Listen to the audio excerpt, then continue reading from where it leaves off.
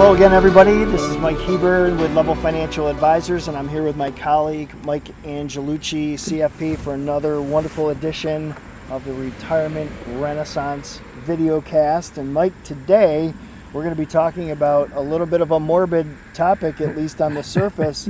We're going to be talking about a book that starts with the words, Die with Zero. Yes. So, yes. Let's talk a little bit. This book's by Bill Perkins. The full title is Die with Zero, Getting All You Can from Your Money and Your Life. What's the book about? The book really is about getting the most out of your life. I like Bill Perkins for a couple of reasons.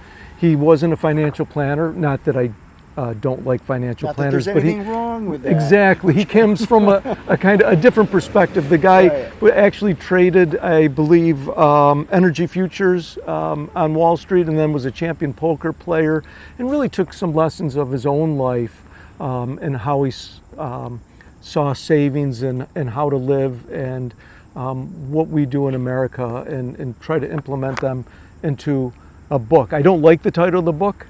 But it can be a little scary. It can be a little scary. I don't know if that would be a technique we would want to use in our financial planning meetings with our clients. No, but without proper context, of exactly. course. But okay, so the book focuses on three main concepts. One of them is this whole idea of spending on experiences. Mm-hmm. I think you see this a lot with younger people nowadays. They're heavily invested in experiences, and also in today's social media environment, obviously taking lots of photos. I can't imagine how many times now I've seen photos of what people have had to eat. That seems to be a big thing. I think it's around experiences. So speak a little bit about spending on experiences. There's a lot of research that shows that people get more happiness, more fulfillment from spending on experiences than they do on material goods. The idea behind even a luxury car, people find they're no more happier after they purchase the car than before they purchase the car. But if you do have experiences with loved ones or for yourself, I don't know. I think if I bought a Corvette, that might convertible, I mean, maybe it's a little bit different depending on the type of car you buy. No, I struggle with that one too. But the idea is when you're at the end of your life, you can reflect back on all the good times. And he also talks about this idea of experience dividends, that they over the years, you can always look back on that, and experience after experience continues to pay off to you in your memories as you grow older. Right, and I see in my show notes here that they talk about this idea of not only having memory dividends, but starting experiences earlier so that those dividends, I'm assuming, are paying out longer over time. And this is when I talk to people and I say one of the key things for young people with this, and he tells a story about when he was in college and a buddy of his had to borrow from a loan shark to go on this European all summer, backpack through Europe vacation. I don't know if he was using artistic license to say that his buddy had to borrow from a loan shark, but the point was, the buddy did it. It was one of the primary experiences of his life. Never regretted it. Apparently he paid the loan shark back, but for the rest of his life he had that formative kind of travel experience. So much of this is based on fear. The fear of running out of money is something we see all the time with our clients. There just seems to be, and it's interesting too, because you can have clients that have millions of dollars. And some of them seem to have greater fear of running out of money than the people that have $500,000 to $700,000. And so, talk a little bit about this idea that they speak of in this book about this creation of running out of money, and what you would say to a client that would come to you and say, "Hey, Mike, great. It sounds really good on the surface. Dying with zero. That sounds great. But what if I want to leave some money to my kids, or what if I want to donate to my favorite charity in the end?" What would you say to people who question this idea of dying with zero? That's a great question. Perkins, in the book, he does say that dying with zero is an impossible goal, but it's meant to convey an idea.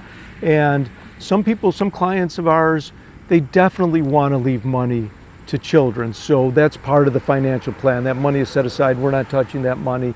But I think a lot of people think that they need to have more than they do.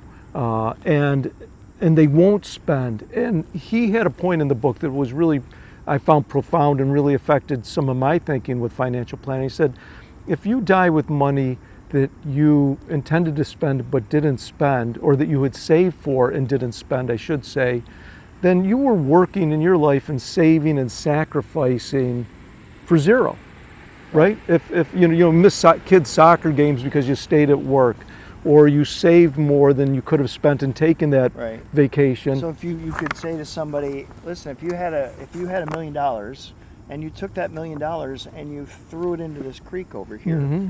as opposed to having $1 million and not spending it on the things you wanted to, Mm-hmm. and dying with that $1 million, is it really different? Is it a different outcome? You may die knowing your kids will get that money, but you sacrifice time and experiences Yeah. with the thought that you were going to have time and experiences later in life, and then you didn't have those experiences. It sounds like focusing not so much on dying with zero, but focusing on making sure you have a plan that speaks to how much you want to spend while you're alive to enjoy life and have these experiences. Building more spending into retirement is a note here that talks about, hey, during your first 10 to 20 years of retirement, maybe build a little more spending in so you can enjoy yourself. That's something that I've started to change, and I don't want this video series and these blogs to be an advertisement for good financial planning, but I think this is where good financial planning and regular meeting can really help people. Just met with clients. They said they really loved their travel in their first year retirement. They wanted to add more, and we added more for the next 15 years. We added a travel budget, and we saw in the financial plan it was sustainable. It really didn't hurt their plan. Still had a lot of confidence that they would not run out of money in their retirement, and even to the extent of another way to manage some of this, if you have a lot, you can start, and you think you're going to leave it to your kids.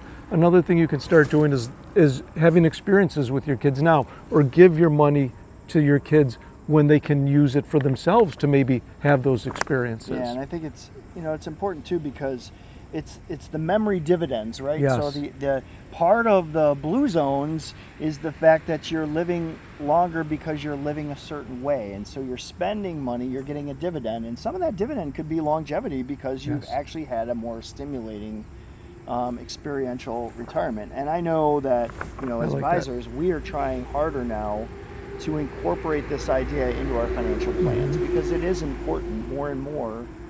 People are living longer, and their retirements are longer. When we were growing up, our grandparents were lucky to make it to retirement. Right. Most of them didn't. Yeah.